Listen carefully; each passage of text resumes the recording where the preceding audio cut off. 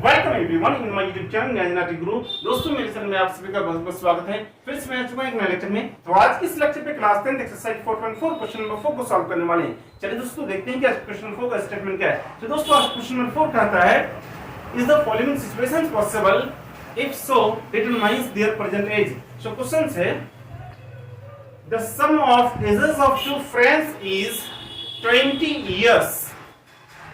4 years ago the product of their ages in years was 48.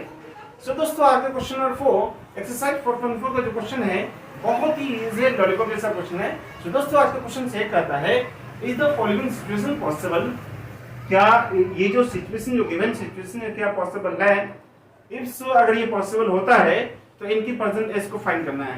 सो दोस्तों situations क्या दिया गया है, मतलब क्वेश्चंस क्या है, मैं एक क्वेश्चन को फिर से रीड करता हूं। क्वेश्चन से कहता है the sum of ages of two friends is 20 years। मतलब दो फ्रेंड्स है, उन दोनों फ्रेंड्स के एजेस का जो सम है,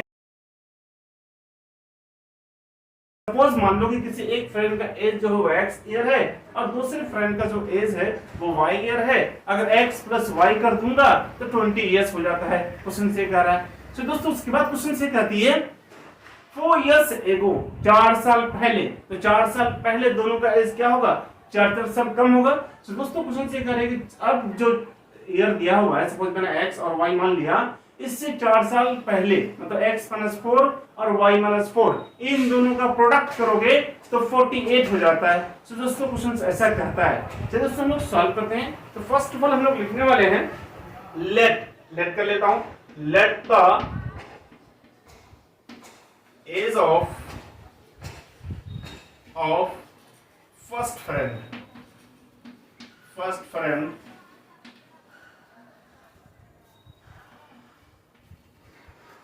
बी x ईयर। मैंने फर्स्ट वाले फ्रेंड का जो एज को मैंने माना वो x माना। सो मैं लिख सकता हूं and the age of second friend कितना हो जाएगा बताओ, 20 - x। कैसे हुआ। तो दोस्तों आपको इसको ऐसे समझना पड़ेगा कि क्वेश्चन से कर रहा है the sum of ages of two friends is 20 years।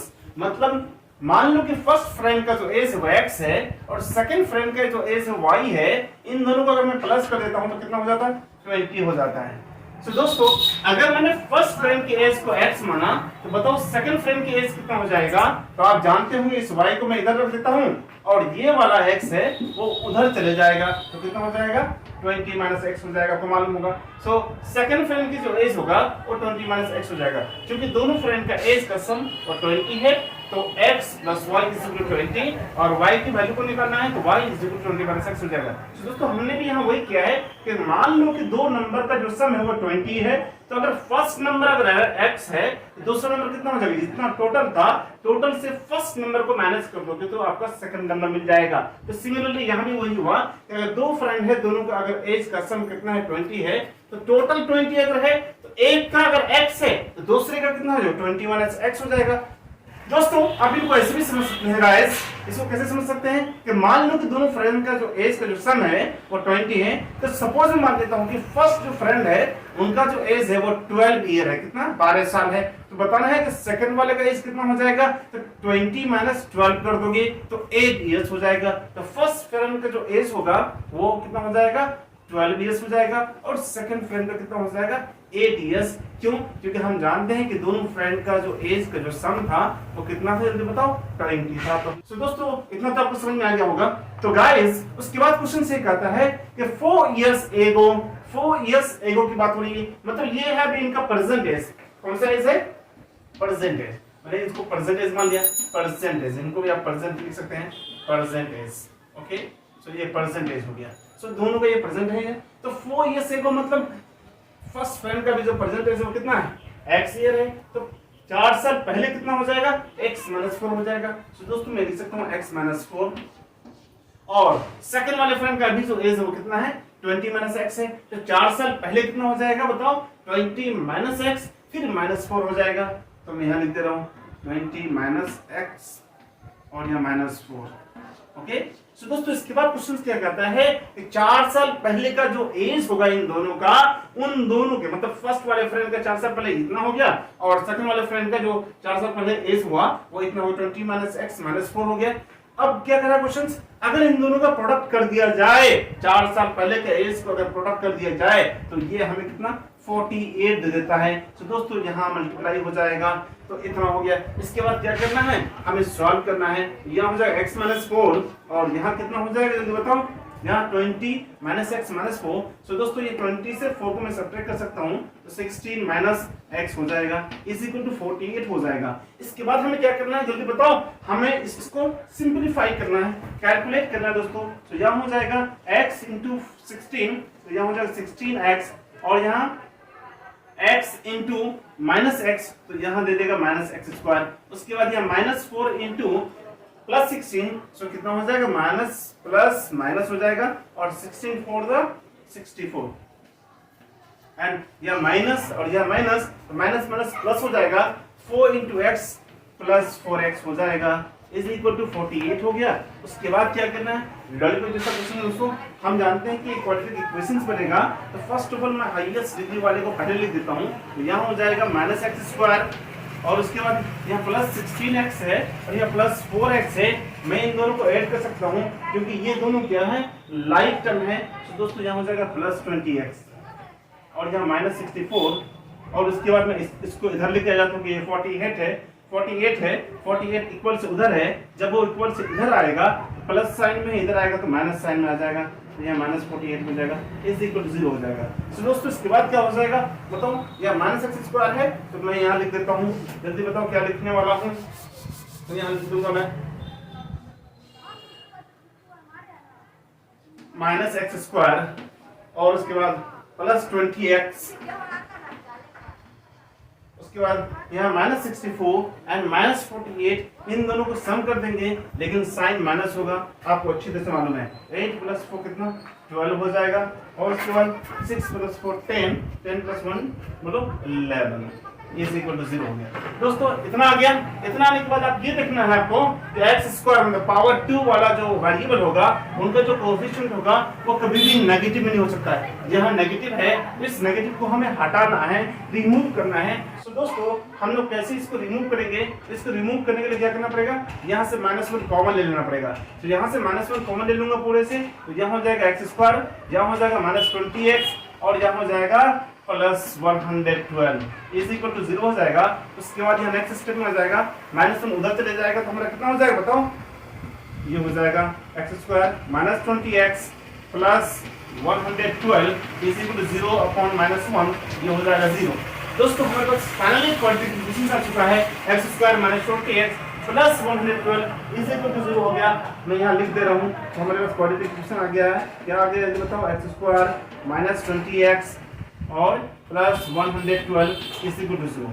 तो दोस्तों इसके बाद हमें ये पहले चेक करना है कि क्वेश्चन से कर रहा है is the following situations possible, क्या ये सिचुएशन पॉसिबल होगा। तो सिचुएशन पॉसिबल होने के लिए फर्स्ट ऑफ ऑल हमारे पास जो भी क्वाड्रेटिक इक्वेशंस आया उस क्वाड्रेटिक इक्वेशंस का हमको नेचर निकालना है। It means that we have to find out the D, मतलब डिस्क्रिमिनेंट निकालना है। सो डिस्क्रिमिनेंट निकालने के लिए क्या करते हैं दोस्तों, फर्स्ट ऑफ ऑल ए का वैल्यू कितना होगा, ए होता है कोएफिशिएंट ऑफ एक्स स्क्वायर, तो यहाँ हो जाएगा 1, बी होता है कोएफिशिएंट ऑफ एक्स, यहाँ हो जाएगा -20 और यहाँ सी हो जाएगा 112।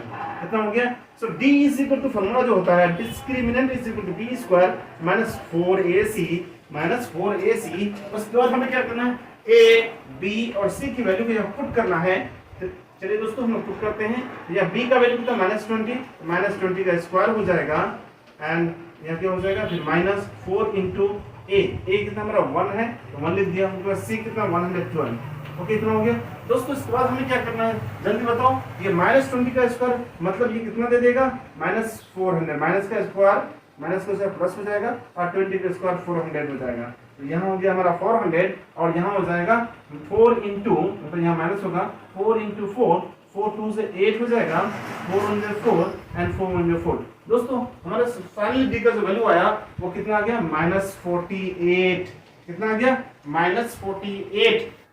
हाँ तो गाइस हमारे पास d इक्वल क्या b स्क्वायर -4ac। हमने क्या किया b b का वैल्यू को पुट कर दिया, b का वैल्यू कितना -20 था, -20 कर दिया, -20 का स्क्वायर माइनस फिर माइनस आ गया 4 into 1, a का वैल्यू 1 है तो 1 पुट कर दिया और c का वैल्यू कितना है 112। सो दोस्तों मैं फाइनली लिख देता हूं। सो d इज इक्वल कितना हो जाएगा, क्योंकि मैं समझता हूं आपको दिख रहा है कि नहीं दिख रहा हमको पता नहीं दोस्तों। तो d इज इक्वल कितना हो गया 400 माइनस 448। दोस्तों ये माइनस करने के बाद आपको मिल जाएगा -48। सो यहाँ d जो आ गया वो क्या हो गया लेस देन 0। सो d का वैल्यू लेस देन 0 मतलब ये 0 से कम हो गया। जब भी ये 0 से कम होगा दोस्तों ये एग्जिस्ट ही नहीं करेगा। ये एग्जिस्ट क्यों नहीं करेगा आपको अच्छी तरह से मालूम होगा दोस्तों। मैंने प्रीवियस लेक्चर में बता चुका था दोस्तों, आप वहां जाकर देख सकते हैं नेचर ऑफ d। अगर d का वैल्यू 0 से बड़ा होता है मतलब पॉजिटिव में होता है तब ये एग्जिस्ट करता है, तब इनको दो डिस्टिंक्ट एंड रियल रूट मिलता है। अगर d का वैल्यू 0 भी आता है तब भी एग्जिस्ट करता है, तब उनको 2 रियल रूट मिलता है। लेकिन दोस्तों अगर d का वैल्यू लेस देन 0 आ जाए, 0 से छोटा आ जाए मतलब नेगेटिव में आ जाए तब ये एग्जिस्ट नहीं करेगा। इसका मतलब इनका इमेजिनरी रूट्स निकलेगा दोस्तों, ये आपके सिलेबस में नहीं है। तो दोस्तों मैं फाइनली लिख सकता हूं। सो इस क्वेश्चंस के लिए मतलब ये जो हमारा जो क्वाड्रेटिक इक्वेशंस आया था ये क्वाड्रेटिक इक्वेशन एग्जिस्ट ही नहीं करता है। जब क्वाड्रेटिक इक्वेशन एग्जिस्ट नहीं करता है तो इसके अकॉर्डिंग क्वेश्चन ही गलत है। तो दोस्तों क्वेश्चंस में ही कह रहा है if the following situations are possible not possible, बिल्कुल नो हो जाएगा। मतलब जब नो हो जाएगा तब if so find the percentage. अगर ऐसा होता है, ये अगर पॉसिबल होता है तब हमें परसेंटेज फाइंड करना था। दोस्तों ये पॉसिबल ही नहीं है, मुमकिन ही नहीं है, दैट इज असंभव है। जब ये असंभव है तो हम कहां से इनका परसेंटेज निकाल पाएंगे, परसेंटेज नहीं निकाल पाएंगे। तो दोस्तों हमारा आंसर हो जाएगा नो। नो क्यों हो गया आपको समझ में आ गया होगा, क्योंकि डिस्क्रिमिनेंट हमारा 0 से कम आ गया मतलब नेगेटिव में आ गया। दोस्तों मैं समझता हूं कि आपको समझ में आ गया होगा। फिर भी अगर कोई डाउट है तो प्लीज कमेंट बॉक्स में कमेंट करो, मैं आपको मैसेज कर रिप्लाई जरूर दूंगा। हाँ दोस्तों जो चैनल में नए हैं तो प्लीज मेरे चैनल को सब्सक्राइब कर दो और हाँ वीडियो अगर अच्छा लगे प्लीज वीडियो को लाइक कर देना। फिर मिलूंगा नेक्स्ट वीडियो में, तब तक इतना ही, टाटा बाय बाय।